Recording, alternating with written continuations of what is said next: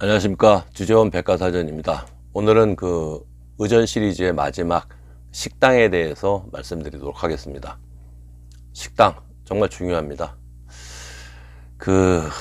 만약에 VIP가 막 3박 4일을 계신다, 오래 계실수록 식당 일정을 짜는 것도 큰일이죠.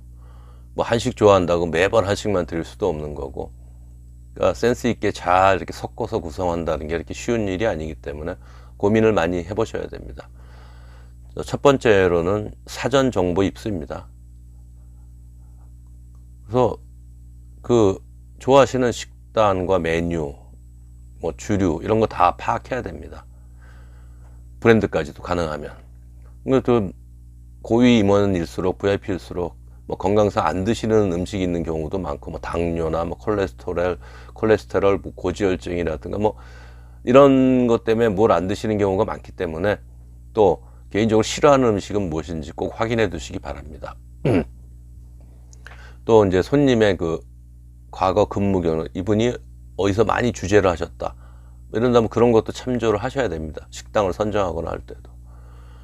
뭐 예를 들어서 프랑스 법인장을 오래 하셨던 분이 와인의 조예가 깊다면 그 와인 종류가 버라이티가 좋은 대로 양식당으로 모시고 와가지고, 뭐 저희가 뭐 와인을 알겠습니까? 좀 뭐 와인 좀 추천해 주시죠. 그럼 쓱 이렇게 와인 리스트를 따로 드리면 좋아하십니다, 대부분.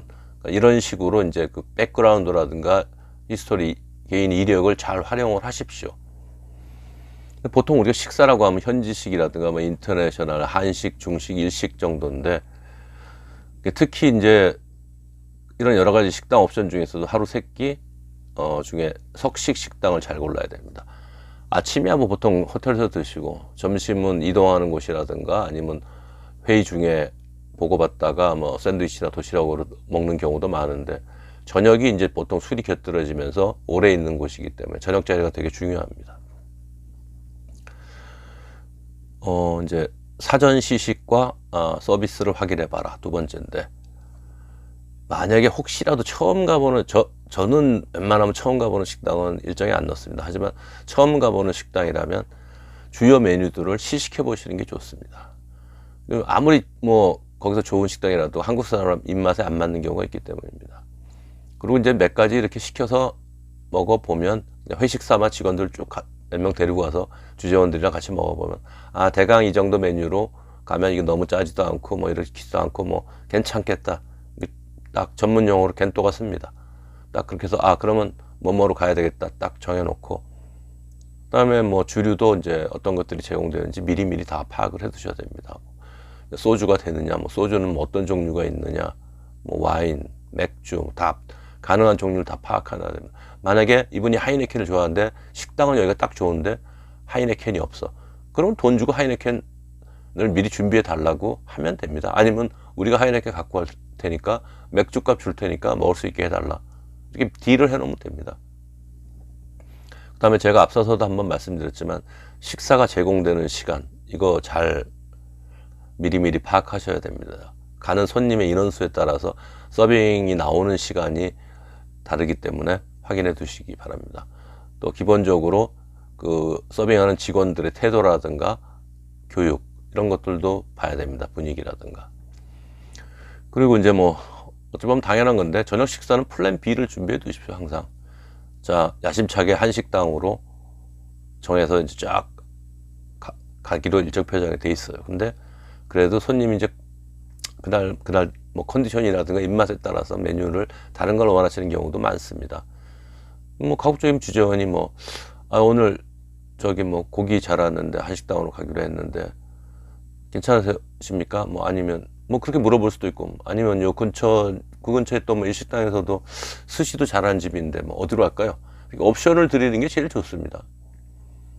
왜냐하면 본인이 고른 식당과 메뉴에 대해서는 컴플레인이 불평 불만이 그렇게 많지가 않습니다, 제 경험상. 물론 두 군데 다 사전 예약을 해놓고 노쇼가 발생할 수도 있다, 노쇼 발생 시에는 어떻게 해주겠다, 컴펜세이션을 해주겠다는 미리 딜이 돼 있어야 됩니다. 다음으로 이제 휴일에도 문을 열 수 있는, 특히 한식당, 몇 군데는 확보해 두시기 바랍니다. 선진국일수록 이제 문을 닫는 요일도 많고, 영업시간도 짧은 경우가 많습니다. 근데 이제 시간상, 일정상 꼭 뭐 주말 아침에 식사를 해야 되는 일정이 생겼다. 특이한 사정. 뭐 예를 들면, 이건 뭐 제가 실제로 겪었던 일인데, VIP가 오셨는데 생일이었어요. 공교롭게도. 출장 중에. 근데 휴일이에요. 그래서 미리 아는 한식당 두 군데 이렇게 물어서 한 군데를 정해가지고 좀 휴일이지만 아침에 문을 열고 미역국이랑 이렇게 한식을 좀 생일상을 차려줄 수 있겠느냐. 뭐 케이크는 뭐 그 전날 사둬도 되고요. 아니면 뭐 식당에 뭐 같이 미리 부탁을 해놔도 되는 거고, 케이크는 뭐 준비하는 게 문제가 아닌데 미역국 끓이고 뭐 이러는 거는 좀 문제가 되죠. 그래서 뭐 생각해 보십시오. 이렇게 출장을 왔는데 호텔에서 그냥 뭐 인터내셔널 조식 먹는 것보다야, 아이고 여기 뭐 왔더니 주재원들이 그래도 어떻게 고생들 신경을 써가지고 이렇게 주말인데도 이렇게 아침에 미역국까지 차려주고, 기분 나쁠 리가 없습니다. 기분 좋은 거죠. 이제 뭐 식당 편의 그 마지막 얘기로 이제 이야기거리죠.